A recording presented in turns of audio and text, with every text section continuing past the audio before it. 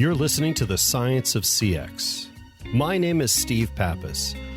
I'm known for my relentless pursuit of all things customer. Across my career, and also in my 6 startups, I've had to learn how to make decisions in business that customers really respond to.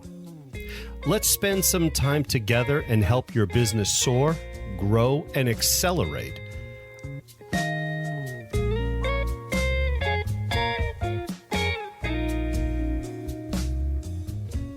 Well, welcome everybody to another episode of The Science of CX.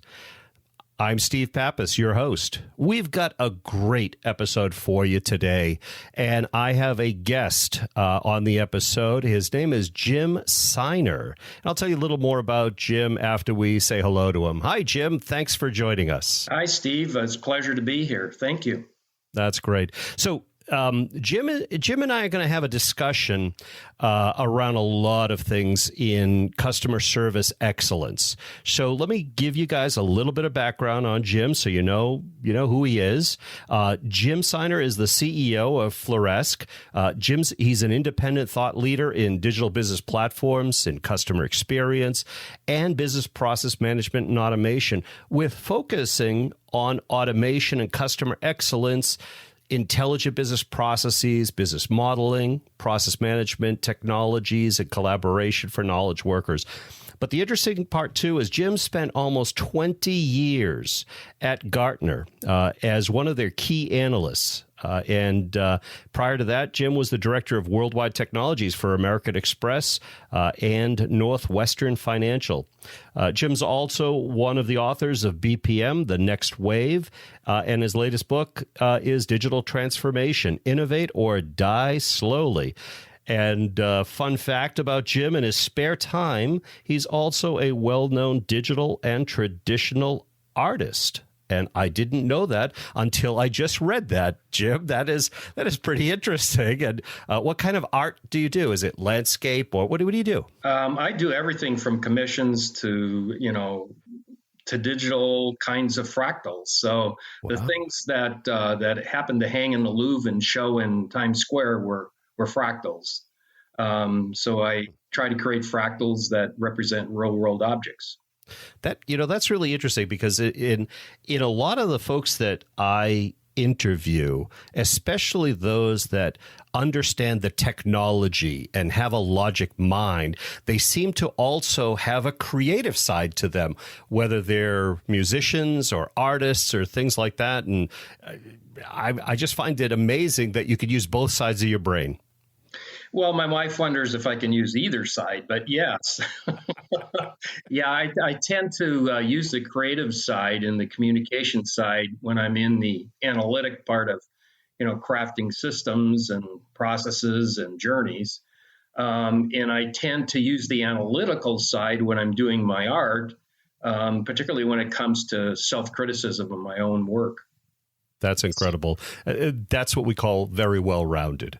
So, Jim, for our listeners, maybe what we should do is kind of give them a little bit of a level set and understand things that I was just talking about in your bio, and maybe you could explain where automation really meets customer service, because we have a lot of listeners that are in customer service, customer experience, and contact centers, et cetera. But some of this may be new to them, and I want to give them, the foundation that they might need going through this to see how can all of this help them in the end. Well, if you think about where technology started, it started in trying to create a cost-benefit ratio. Most of the IT departments reported to the accountants. So when it was an extension of accounting, and consequently, that is in the DNA of IT. So it's all about making savings, creating optimization, doing things better, faster, cheaper, with better results, better business outcomes. So that kind of mindset comes with most IT people. But in order to do business, you have customers and you have to treat them well.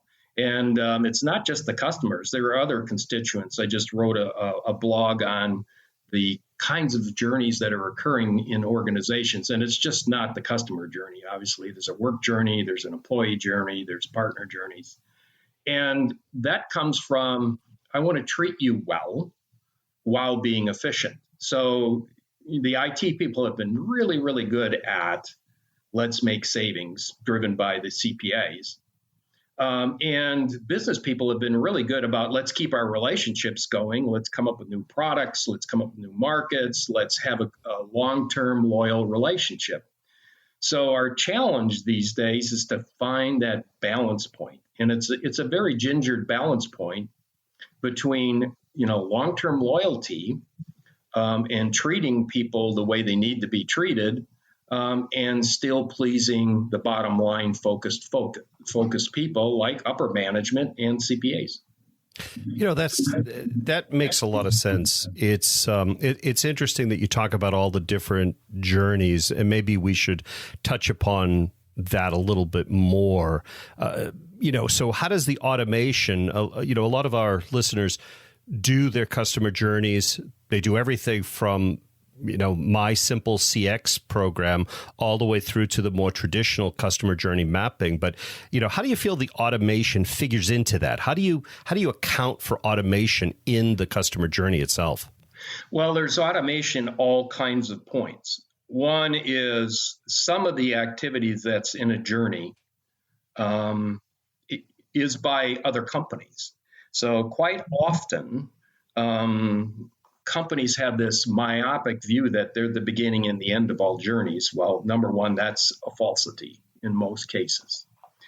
So let's say all you can really control, except if you have certain goals for your partners and other people in your supply and value chain, how do I make that experience happy? How do I make that pleasant? And how do I automate? And so where does the automation come in? Well, it can come in just in the interaction. So you might have voice recognition, chatbots to help people along. You may have different kinds of automation where you take data from one system where you know them and put it into another system. So the notion of automation helping the customer is pretty new, frankly. It's going to get better. Where we see most of the automation applied is towards the employee. The employee is doing what I call swivel chair integration. They go from one system, swivel to another one, look at that, and try to figure out what the overall relationship of a person that they're talking to or servicing or underwriting or doing claims on, what's the total relationship. And quite often, companies miss an opportunity to apply automation to that part. And so that's why you'll hear a lot of noise about RPA, robotic programming automation, because it does that. It does it rather dumbly and takes those steps, but it's moving up the chain. And it's moving up the chain in that not only is it going to help the worker save keystrokes, save, system integration, it's going to give them knowledge. It may even whisper in its ear. So I worked on a trader's workbench for when I worked at American Express, and I worked on an underwriter workbench when I worked at Northwestern Financial Services, which at that time they were purely life and annuity, but now they're much broader than that. And so we had to add knowledge with the automation. So let me use the underwriter. Underwriter is pretty easy to understand. Do I want to take a risk with your, underwriting your life or not? And so I want to know that you're financially stable, and I want to know that you're not a health risk. So we took junior underwriters and we gave them more sophisticated rules and AI, and we enabled them to do things like senior underwriters and doctors could do. So, for instance, if somebody marked on their application for insurance or their website for insurance that they had diplopia, which is known as double vision, there are 57 reasons for diplopia, one of which I had last night. It was a very fine wine. But it could be you need glasses, but it could be that you have diabetes. It could be that, you've got a heart problem, you've got high blood pressure. And we created an automated knowledge bot that would take the data that they knew and say to the junior underwriter and say, well, we think it's this situation. And we're 80% sure that it's high blood pressure. So let's go and send a requirement back to the salesperson or the customer and saying, we'd like to talk to your doctor, or we'd like to take some extra steps and send you a pattern correspondence, say this is what's happening. And this is particularly true when you're dealing with high-end clients that want multi-million-dollar policies. They're investing in policies because they don't want the inside buildup taxed. So they get themselves lots and lots and lots of life insurance, and some of these insurance policies were in the hundreds of millions. So if somebody has, high blood pressure and they have $100 million worth of risk, that's scary, right? Right. So you don't want to do that. You don't want to give that to a doctor every time. It's just too expensive. You might give it to a senior underwriter. That's cheaper, a lot cheaper actually. Or what if you could give a junior underwriter some mental assist, some knowledge assist?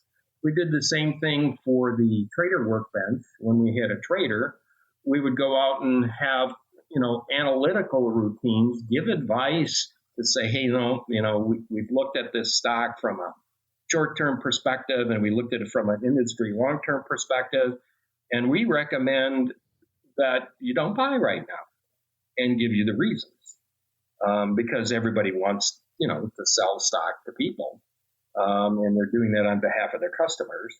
And so that notion of adding wisdom.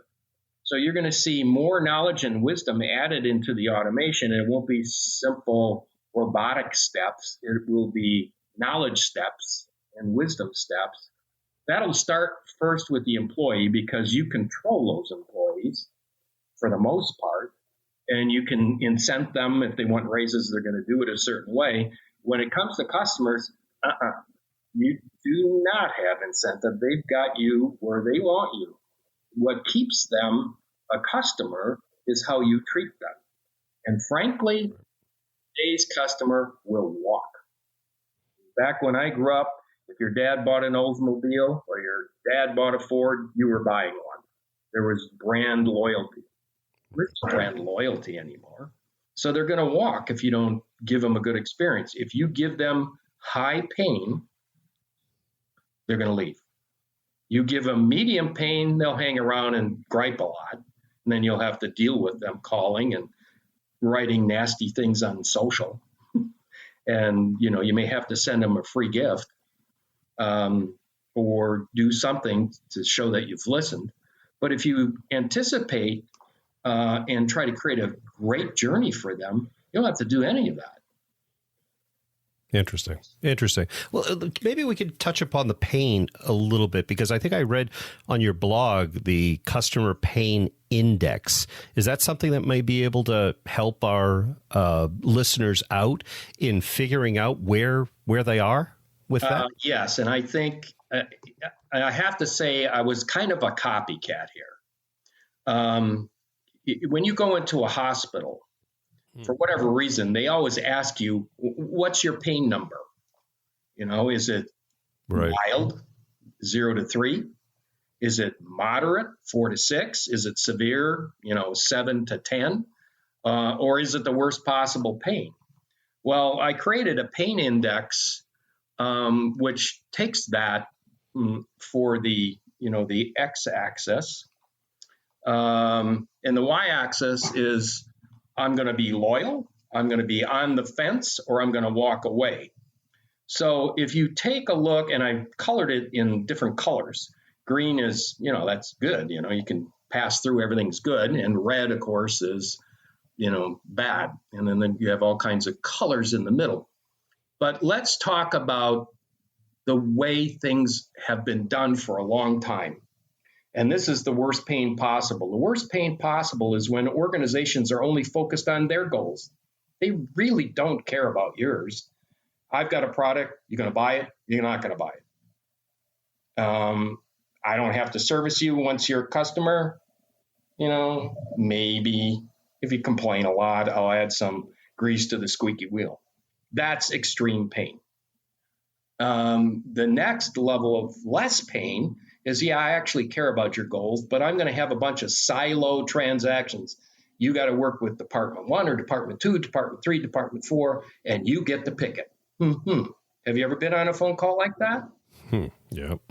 The other is process managed transactions that smoothly go across those silos, and they go end to end, and they can handle things that are cross department. For address change, you go to Department 1. For billing, you go to Department 2. Well, what if somebody has an address change and a billing issue? Why can't you handle that with one rep who has wisdom whispering in their ear and helping them if they're not experienced? Then that's what I call, that's in the severe pain area. But let's talk about moderate pain. Well, you get friendly processes and transactions. So there are transactions, there are nice processes, they go across some of these stovepipes, but they're just easier to use.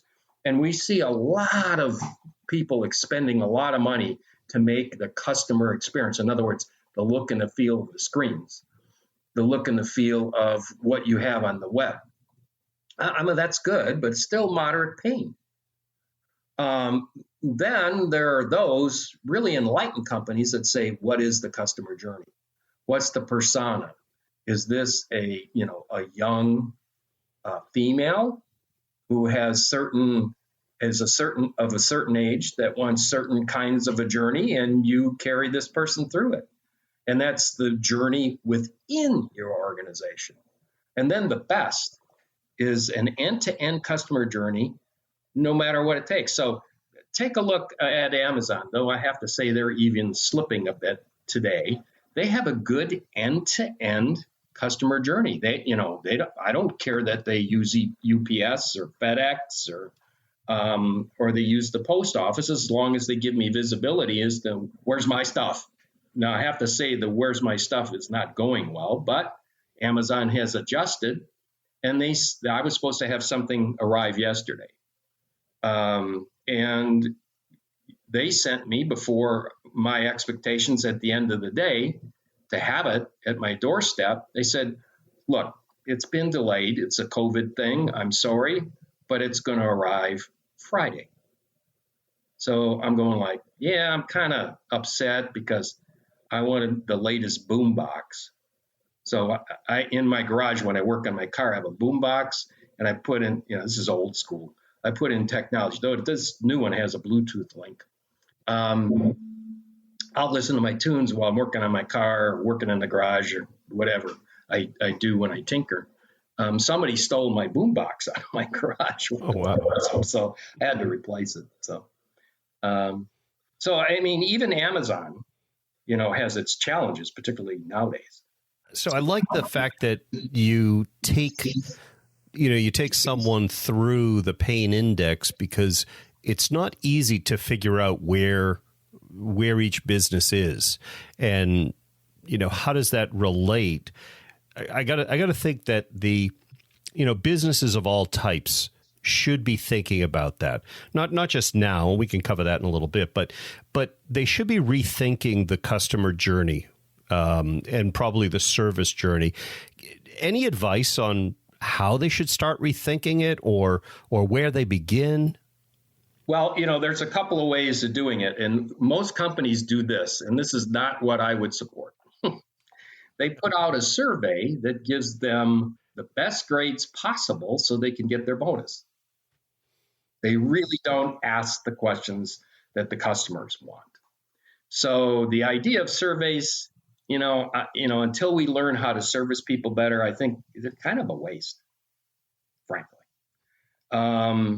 Then there are people that will go through tedious face-to-face customer focus groups. That's expensive. So the CPAs don't like that as much. So what do you come up with? I find people that use customer journeys with multiple people, and you can do it in multiple geographical locations now with cloud-based journey software. You could get everybody into a room, but that's pretty expensive. you're probably better off, having somebody put down a base journey and identify where that's happening. The really enlightened companies will look at the existing journeys and do some what is known as process mining. So they will mine their current systems, they will mine their current journeys to look for two things. One, what the accountants want. Can I be more efficient? Can I be more optimal? Can I save some time? Can I get more calls per hour? Those are all important things. But you can also look and say, where was a pain point? Where are things sticking? Where did things stick for 5 days when they shouldn't have? You can look at outliers. Really smart companies throw their journeys on a timeline because you'll find more than often timing and expectations are a significant contributor today. I mean, I don't know about your world, but I'm doing more faster now. How about you? Absolutely. So, you've got the time crunch biting you in the backside. And so throwing the journeys with real live data is good. And that's a great way to start if you want to start with your company's journey from the beginning of the door to the end. And of course, there's multiple kinds of journeys depending upon the persona. That's one way to start. Some companies really don't get that there's a journey. They just worry about their departmental goals and what goals their manager has imprinted on their forehead. Go get them, Mongo. And so some people like to start off with modeling. Right. So we really don't know what the journey is. So let's model, let's get a bunch of people together, whether it's on the cloud or in a room, to discuss. And what you're going to find is people argue about what the real corporate goals are, much less what the customer's goals are. And it's really all about the goals. If you're thinking organizational goals, and I mean departmental organizational goals, you've missed the boat. If that's what you're focusing on only, you've already missed the boat. So the notion of raising your view to cross-departmental, and if you're a really enlightened company, you link it to the corporate statement. So, for instance, if you look at some of the companies that I'm aware of that are private, they say it's more important for us to keep a customer than anything else. Now, they don't have stock pressure. They don't have CPAs, inspecting them every second. They're a family-run or a mutual-run business. That's a different game. But if you're in a stock world, you want to raise up and look at what your goals are. And so at least your company isn't fighting with each other. I mean, how many fights have you been or seen where there's goal and role conflict because there's different skill sets and different functions? Sure. And as we add more automation, we're going to see people take on multiple functions. I mean, if you take a look at what happened in the Industrial Revolution, what was it? Specialize, optimize, repeat, and stir, right? Yep. We can't do that anymore. We've got to have people have more, so that means they need somebody giving them knowledge. And there are more knowledge products rather than physical products. There are more services. All those things require a cross-departmental look. Interesting. If I think back, I mean, I've been involved with a lot of companies in all industries, and I've seen the surveys. Back to your point of the surveys, what I find? I find that interpretation of the surveys is always lacking. Right? It's do you take these 3 or 4 out of the pack and really look at those, or do you do a sentiment analysis on it? Do you look for the verbatims? Do you look for the context of the verbatims to make sure you're really understanding it? But one of the things I tell all the CEOs that I've dealt with, including myself in 6 startups that I've had, and I had to build my own contact centers, is that you've got a focus group right under your roof. I walk down to the contact center I double jack into the calls.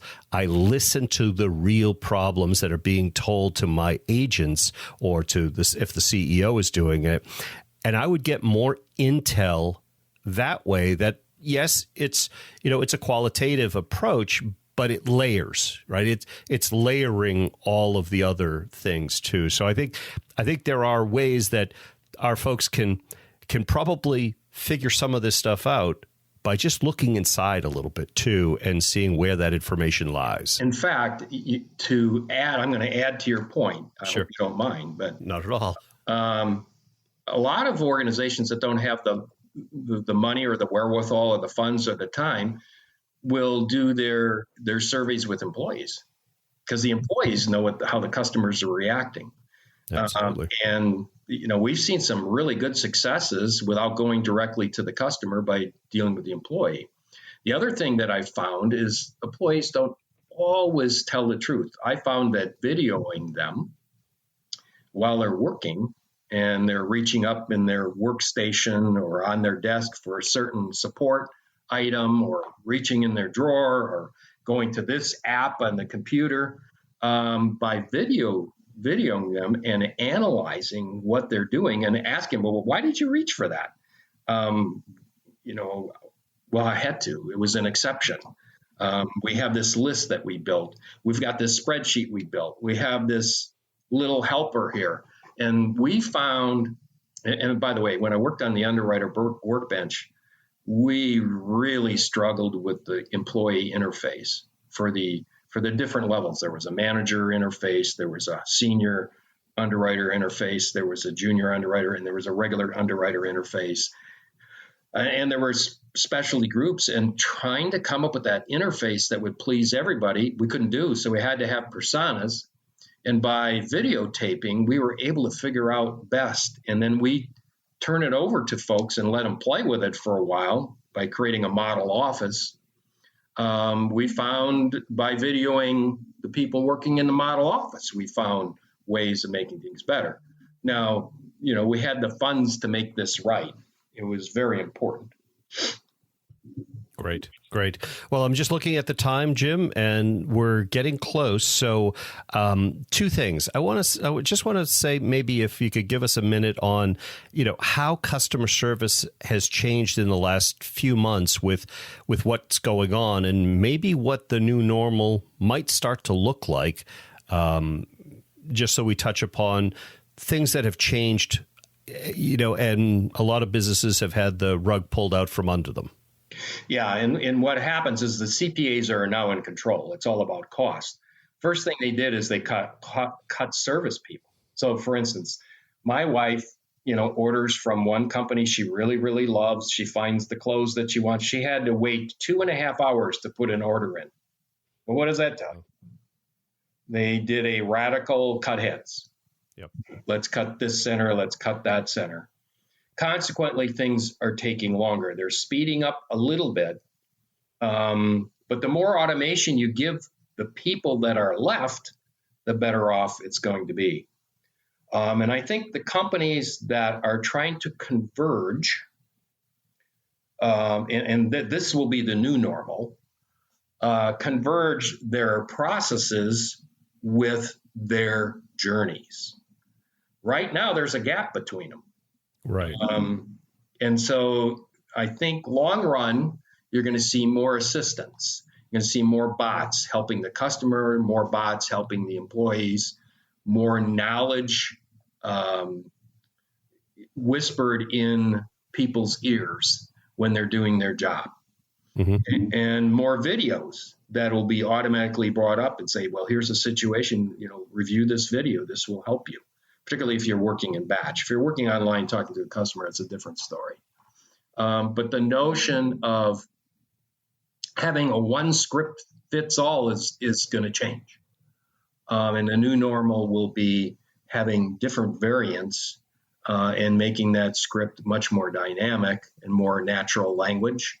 And chatbots just won't be these stupid things that pop up when you're on the web and says, can I help you? In other words, can I close you right now? That's not helpful. Good. Well, Jim, this has been wonderful. How can people How can people find you? Where can we point them to? And maybe they can also take the customer pain index for themselves. Well, if you go to jimsinerblogspot.com, you'll get my blog, but I'm also on Forbes. So if you look up Google Jim Sinur, you will find a lot of different things. I have several channels. There's my blog, there's Forbes, there's data decisioning. And if you want to search, and by the way, I have two personas. If you want to search the IT guy and the business guy, it's Jim Sinur. If you want to search the art guy, it's James Sinur. Sinur is the last name. So both of those are good approaches. Google helps you find me pretty easy. Good. Well, I definitely want to see some of your paintings at some point, and you'll have to point me in that direction too. So, Jim, this has been a wonderful time. I've learned an awful lot. It was great having this discussion with you, and I think our listeners will get a lot out of our talk, because it will help them start to rethink what's going on around them. So I want to thank you for your time today. Thanks, Jim. Well, thank you very much. This has been great. Thanks, Jim. Take care. You've been listening to The Science of CX. My name is Steve Pappas. I really hope you've enjoyed this episode. And if you have, the highest compliment that you can give us is to subscribe, rate, and review The Science of CX. Thanks, and we'll see you in the next episode. And now, a word from our sponsor. Panviva has 25 years of empowering customer service, and we have deep expertise in how people actually use information, from our roots in learning and performance. We offer accurate, consistent information on demand to every channel. Most relevant knowledge at your people's exact moment of need. Integrated, streamlined internal processes. Systems that deliver memorable and remarkable customer experiences that boost customer attention and loyalty every time. Knowledge that extends across your entire digital landscape. To learn more, visit Panviva at www.panviva.com.